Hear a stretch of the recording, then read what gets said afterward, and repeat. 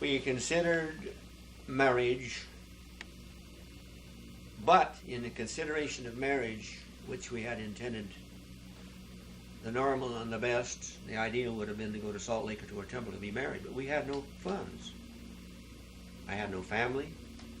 Doyle didn't have any money to talk about, to give me. And I didn't have any money. So I was to report. The draft made me, got my call to report in Sacramento on the 18th of May or June, I forgot which. And considering of the, if I was married to Pearl, she would get an allotment while I was in the service. So what we did, we had the bishop of the Yuba City Ward marry us. His name was Henry Matthews. He was the bishop. No, excuse me, not him. He had already been released. It was Bishop McClure. Harry E. McClure was the one that married us. Mm-hmm.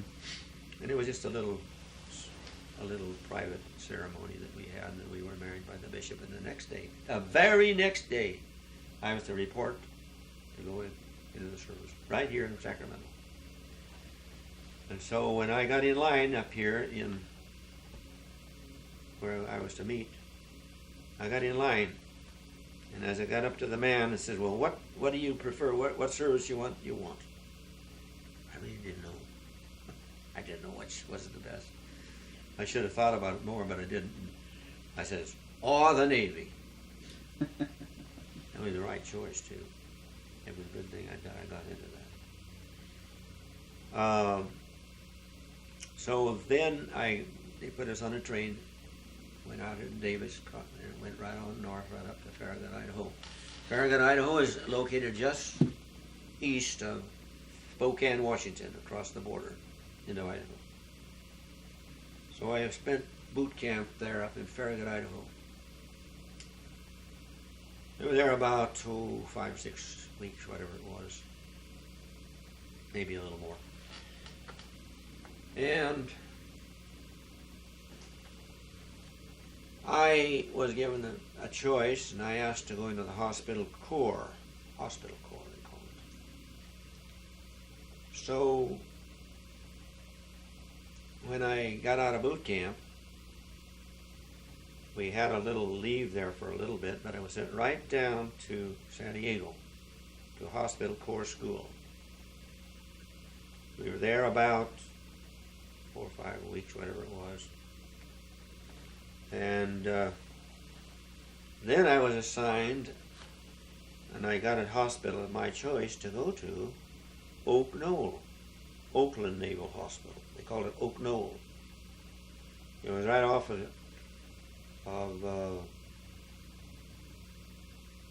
MacArthur Boulevard. And when you got up into Oakland, you turn up and go up MacArthur Boulevard quite a ways, and then it was right off to the left of MacArthur Boulevard in Oakland.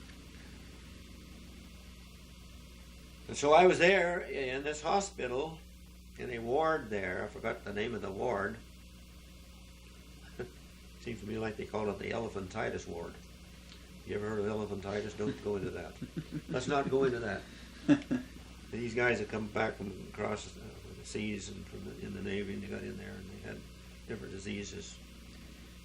Well, anyway, I was there for about 5 or 6 weeks or whatever it was, maybe a little longer.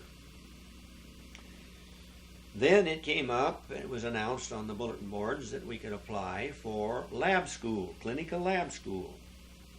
So I applied for a clinical lab school, and I got it.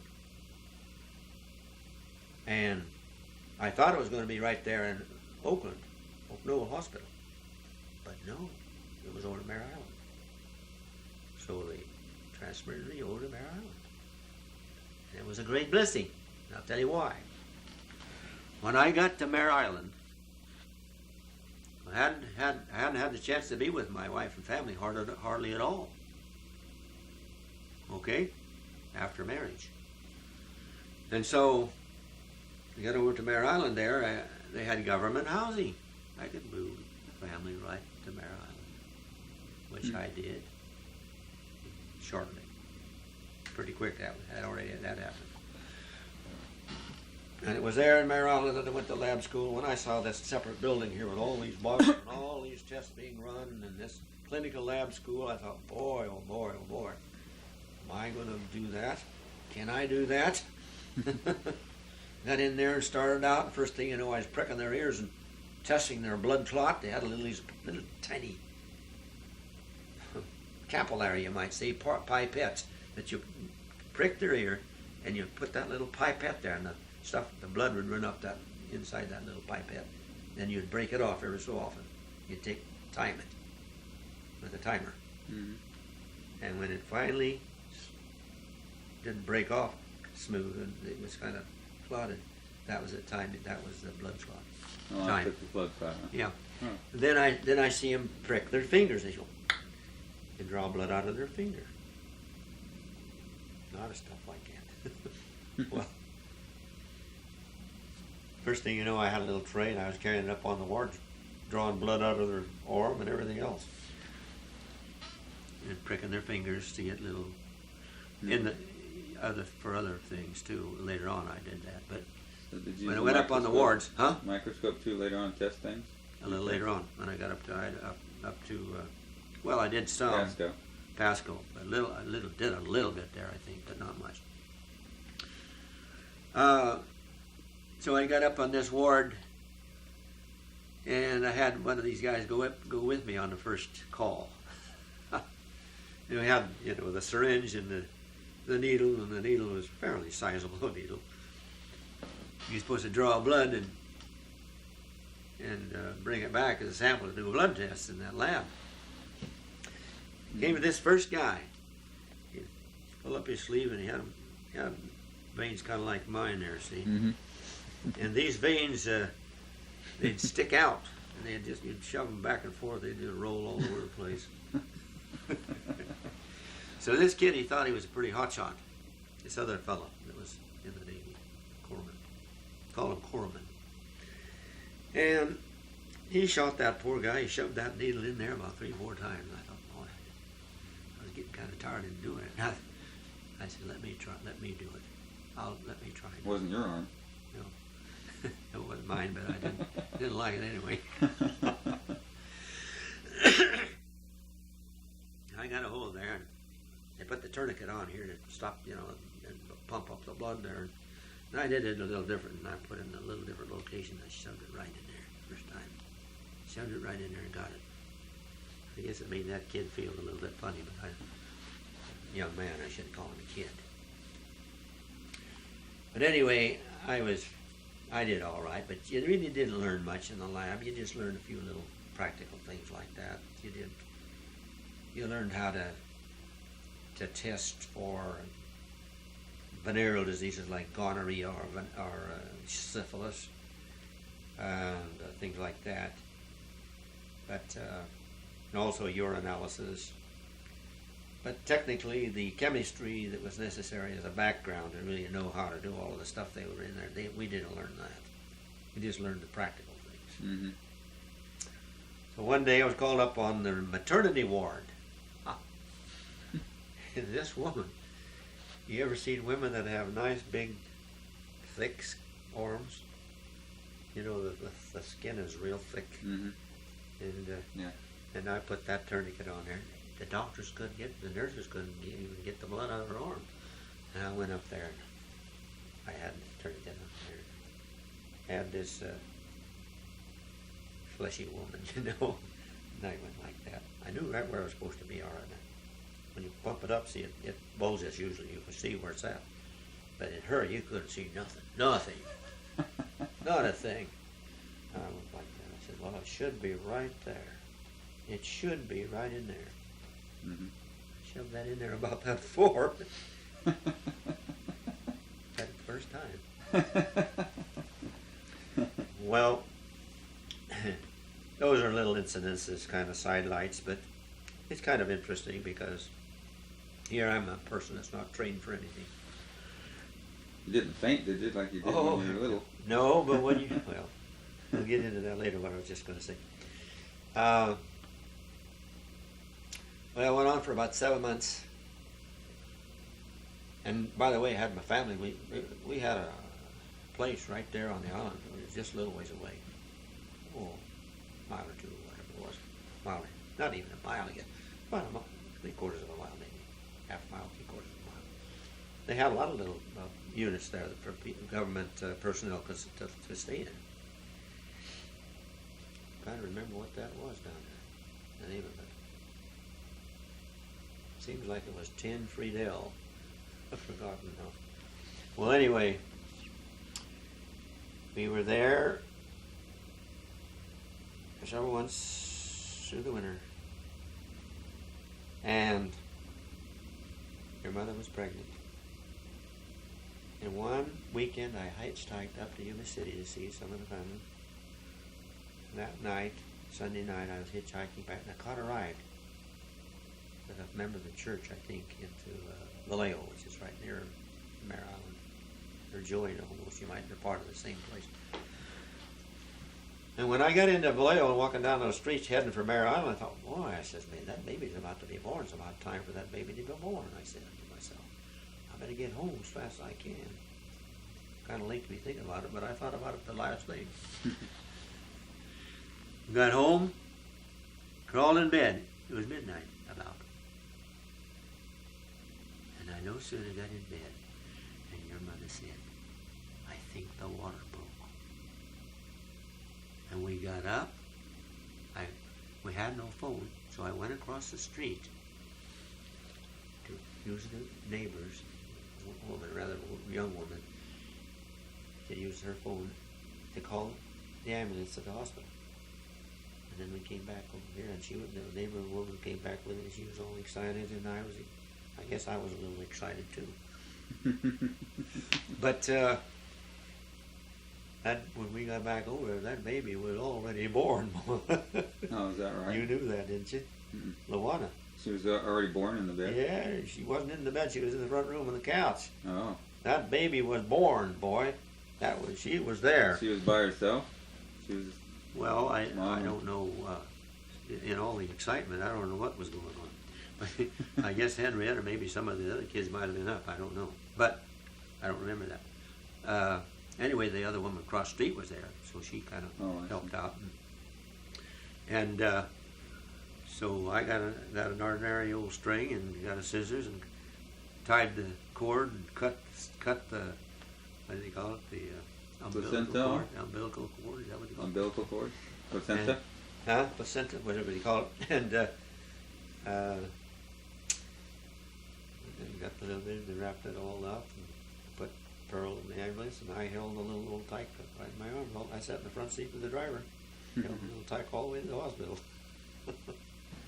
And old Luana looking all over, looked at me like she could see. They say babies can't see. They can see, can't they? I don't know. She just all looked at me like, boy, she was seeing plenty. She was looking all over the place there to me, what it looked like. But at any rate, Luana will smile when she hears this, if she ever sees this. Well, anyway, that's that little episode. But finally, we got through with a lab school in Mare Island, and I and another corpsman his name was Nordlow, as I remember. Nordlow was sent up, an assignment to go to Pasco, Washington, the Naval Air Station. They had a sort of a hospital, they call them dispensaries. We were to run the little lab up there in that dispensary. And we got up there. Well, wasn't there too long until I got a leave. Moved the family right up there. We bought a house. We had enough money. See, when your mother first came out here, the money that she had some of that left over, and Doyle and Faye and her mother put that money together, was going to bought that place they bought out there in Marysville there, on the side of the levee. You don't know much about that, I guess. But so when I came back from a mission and got into the service, Doyle had sold that property, and he gave that money back to Pearl. See? And we used that money as a down payment on that house up there. near, see, there's two cities there, Kennewick and Pasco, right? Mm-hmm. Columbia River runs right between them, just like Marismead City. And so we bought this little house up there. Moved it, come down, moved the family right up there. Hudson and all. So I was up there until the next year. It went on into the summer and into the fall. I don't remember. Wait a minute. I must have got out of that Mare Island about. Must have been in the spring or the early part of. Well, before I went up there. when did you find out you weren't going overseas? Well, I'm coming to that. Oh, okay. Pretty quick now. Anyway, we bought the place and I stayed up there, and they even put me in the Northwestern States Mission. And guess who was the president of that mission? Guess who was the president? I just told you his name a while ago. Samuel Bringhurst. Oh, really? It was his father, not the one that. Not the son. Not the son, but the father. Well, you know. And when I saw him escort his son in there, he was the one. He's the very one. And when they gave me a release, he's the one that he signed the release of me from that mission up there, Northwestern States Mission. So you went on a stake mission up there? Hmm? You were on a stake mission? They didn't call it a stake mission, but I was called as a missionary. I don't know what they called it. That was a branch. Kennewick was a branch. Oh. I don't think they called that a ward at all. Funny, my memory don't serve me too plainly there. It could have been a ward, but it seems to me like it was a branch. The president of the branch was a guy by the name of Stringham, I think it was. Anyway,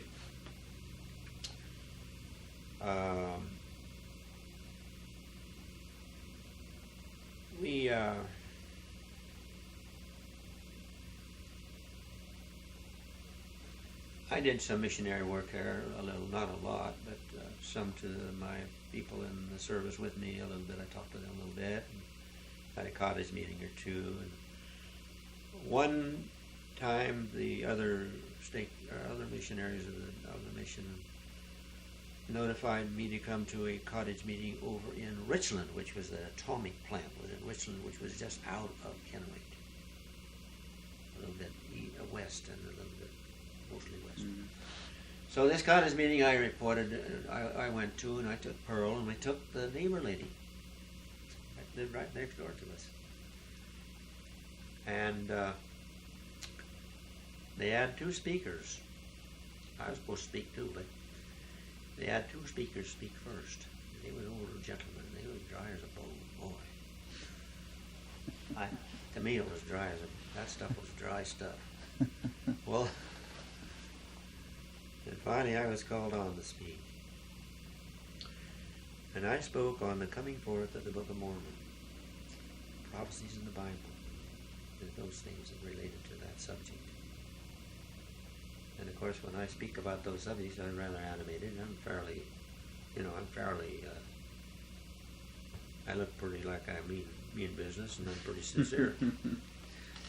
And so I was kind of flabbergasted as we walked out of that meeting that night. There was a young couple, a man and his wife. Not real young, but he's probably 30 or so, maybe a little bit older.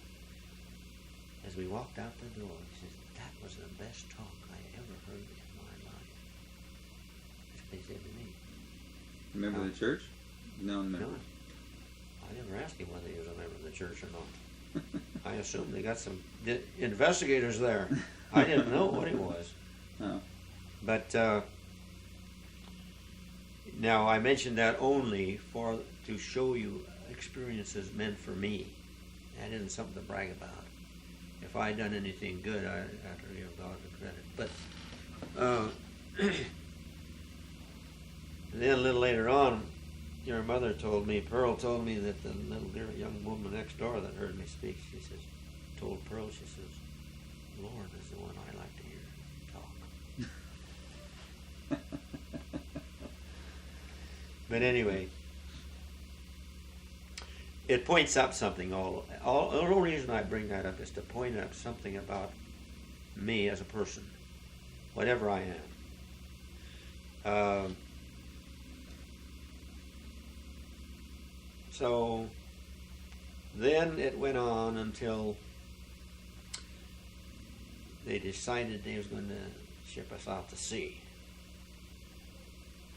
So the shipping out place was not Farragut, but Shoemaker down here near Dublin. It's right by Dublin, where Dublin is. Mm-hmm. You know where Pleasanton is? Mm-hmm. Dublin? Yeah. Right across the way north of Pleasanton. Right in that neck of the woods. Mm-hmm. They had a big place there called, it was also a separation center. So you can get out. That's where they discharged someone too. But there's also where they sprung you out to sea. Got assigned on a ship. So I got down there and I checked that bulletin board every day for about 6 weeks or whatever it was, 7 weeks or whatever. Seemed like a long time to me. And finally I got on an assignment. I was supposed to report at 0800 about September such and such date. 0800 in the morning with my sea bag flashed up all ready to go. On board USS Hercules. They said it was a cargo ship. Cargo. So, right about that time it had come out and it was announced in the newspapers in the world that all fathers would be discharged from the service. They'd be discharged. But they hadn't got the communication, the directions in that installation there at Shoemaker.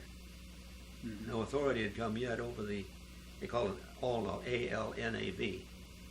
ALNAV, I called it. So I thought, I went over and I tried to find out about it. I tried to go to the battalion headquarters. I went to the chaplain. I went to everybody to get scratched from that draft. There wasn't anything I could do.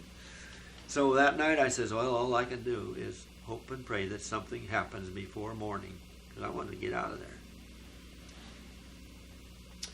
I didn't want to be way out at sea and be eligible for discharge and couldn't be discharged because I was out there thousands of miles away. Okay? Well, anyway,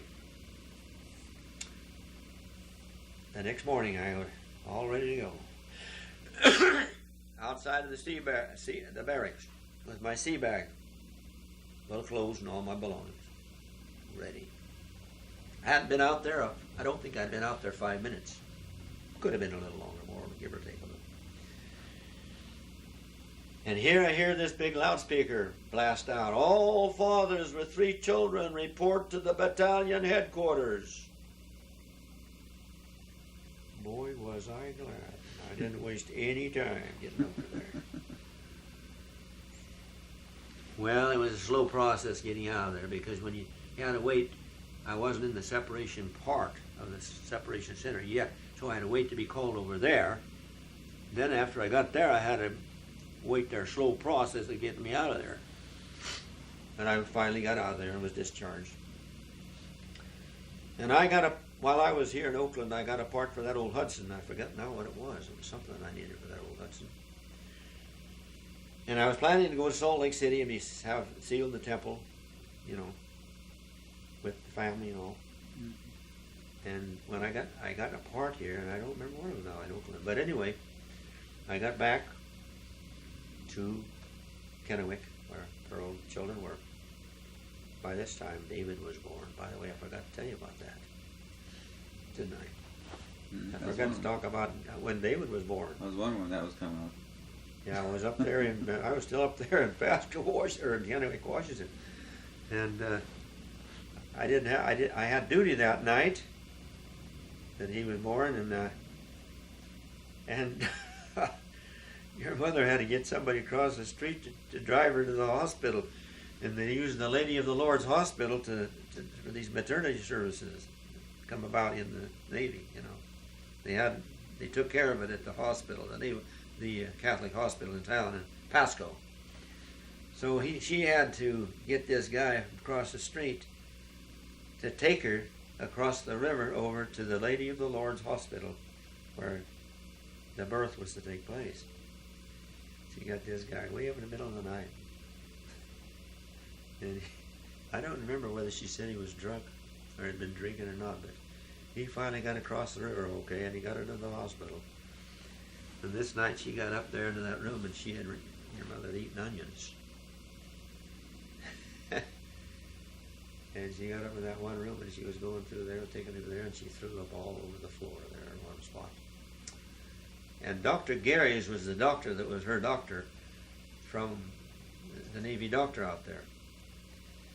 And nice guy. I really liked this guy, Dr. Gary's. And he was younger than some of the others. And when he come rushing into there, into the hospital, he practically fell down, skidded over that place where she had thrown up.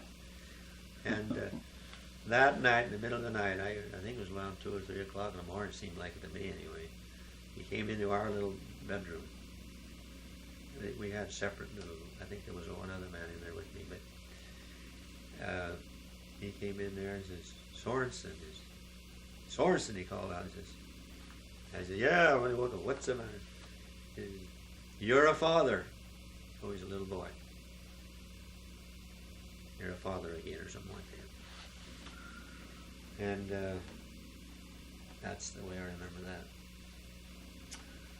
But and so you were discharged? we were discharged, and they come back up there and got the old Hudson outfitted, and bought another tire. They were hard to get. They were 18-inch tires, and they were hard to get.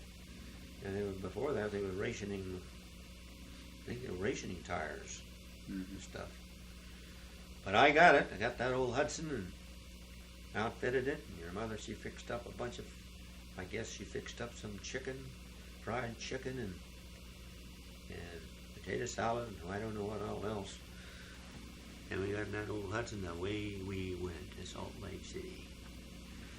They got the recommend from the President Stringham, and we headed southeast through lower Washington, and we got into Oregon, and we cut right across the corner of the northeastern corner of Oregon, right on into Idaho, and right on down into Salt Lake. We cut part of the corner of Utah off too. We went right down through, straight down through there to get Salt Lake. Sort of a diagonal. Almost as the bird. Almost as the bird flies. Most direct road. Mm-hmm.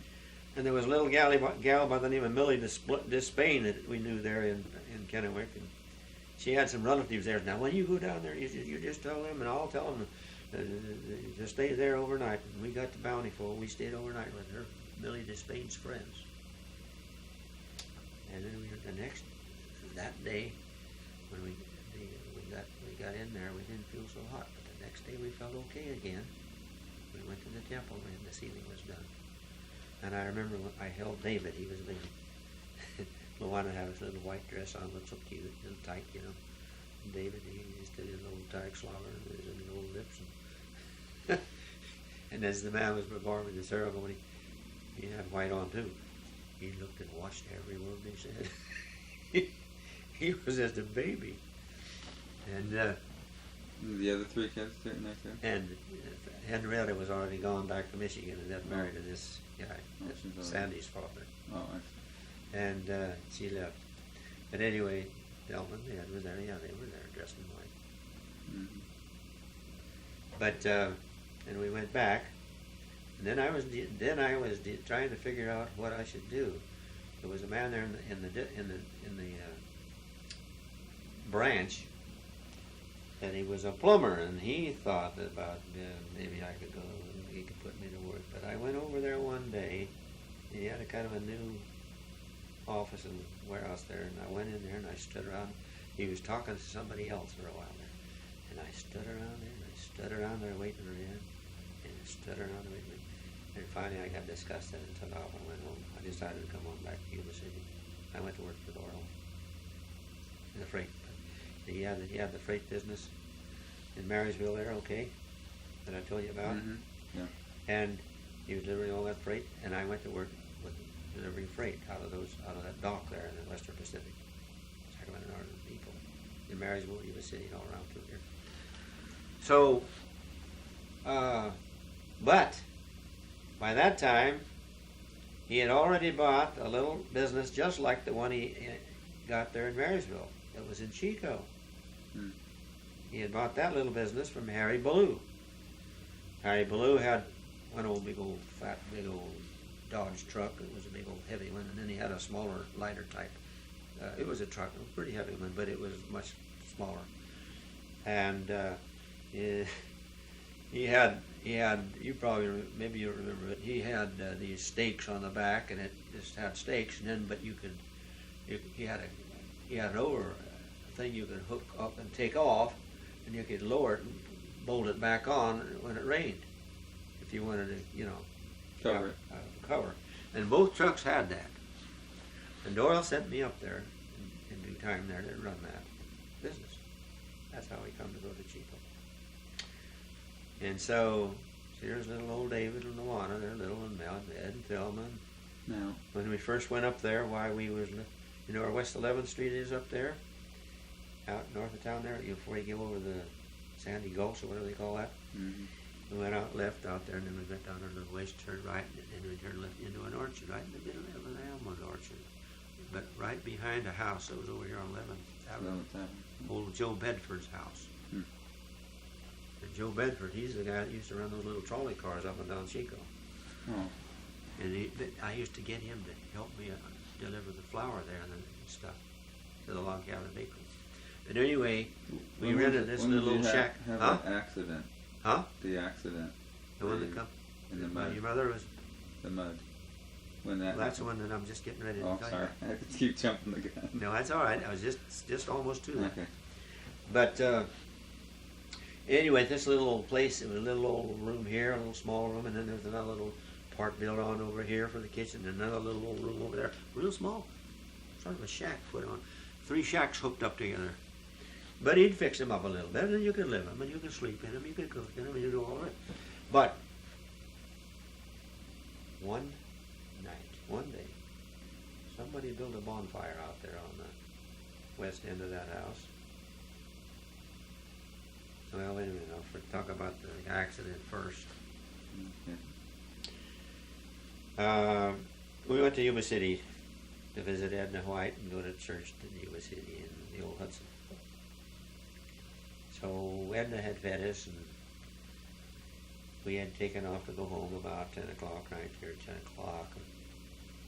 In those days, the road didn't go directly straight into Chico. When you got up there to the Ritzvale, why the road turned left and went about 2 miles, and it turned right and went through Durham. You remember that at all? Mm-hmm. So we got up there to Richvale, and we was going down the road there, heading for Durham, and hadn't gone there too far down there. Everybody else had gone to sleep. And here I am last of all. I didn't go to sleep too. But I only went to sleep for a very small time, but I kind of woke right up. But the old Hudson is heavy. You got over here on this soft shoulder with gravel there, just barely off the highway. And I tried to ease it back in there when I foreseen what was taking place. But it slid right into the ditch. Here's the old ditch. It slid right in there. You know? Mm-hmm. And here's the old car leaning like that. And in this old Hudson, the front doors open like this from the front. Mm-hmm. And when that thing hit that side of the ditch, that door come open, knocked that plumb off, and your mother fell out entirely, and her legs was under the running board of the car. Mm. And she had a big gash here, one right back here. Mm. And I was worried about her legs too, and she says, I'm all right, see about the baby. Where was David? She was holding the baby in the front seat. That's David. Yeah, man alive, I didn't know where he was. It was sort of mushy and tooly like and muddy down underneath there where this was laying. And if little old David hadn't cried, he cried out. Good for him. He cried out. And I went back there and looked underneath there, and I finally grabbed him, pulled him on out from behind the wheels there, underneath it. And I held him up and I says, he's all right, he's all right. He was okay. He hit the soft spot. What a wonderful blessing that was to him. But before long, cars were gathering, even that late at night. One of them was a nurse. And before long, there was 3 or 4 guys that come over there. We got a hold of that old Hudson on the side there, and we shoved it up, and somebody got a hold of her and pulled her out of there and took her over and laid her on the ditch bank there. And they had some other people brought some blankets, and they laid them over her and everything. And they just got good care. It was like we was in a hospital almost. Well, Covered with mud.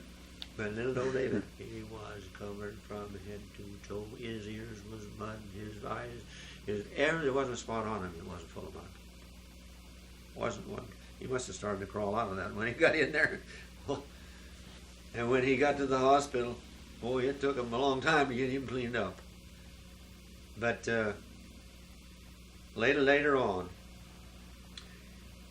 see, your mother, after they fixed these bones where they were supposed to be, I guess, it broke these 2 collarbones right here, your mother. And they fixed her up here and got that fixed up and whatever. And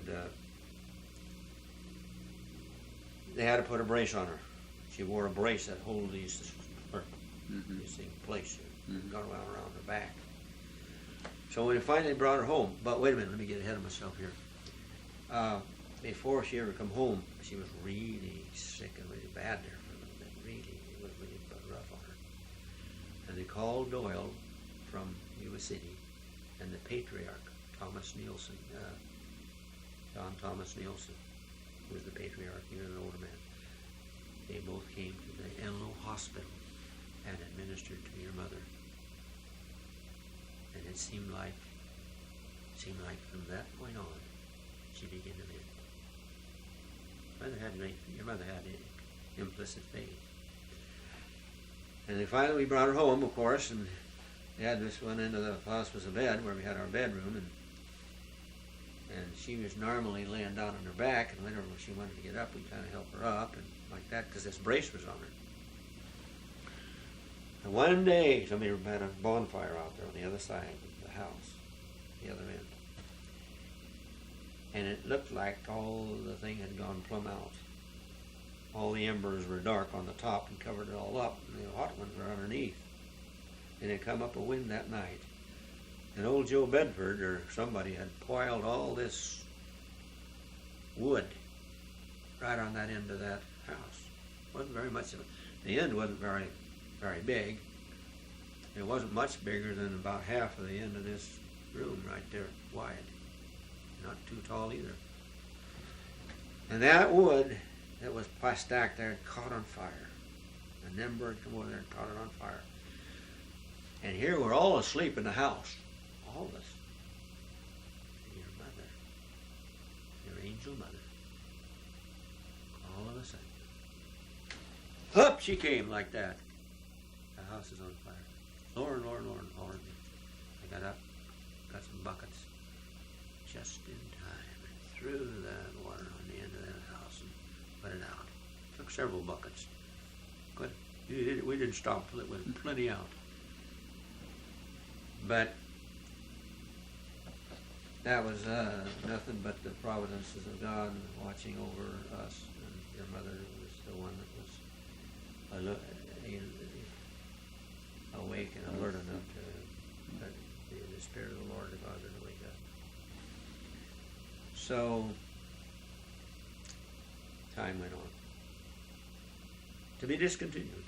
Thank you kindly. Stop right there, huh?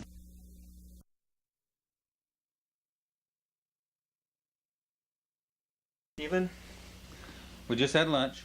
thanks for dinner. I appreciate it. Appreciate your coming here today.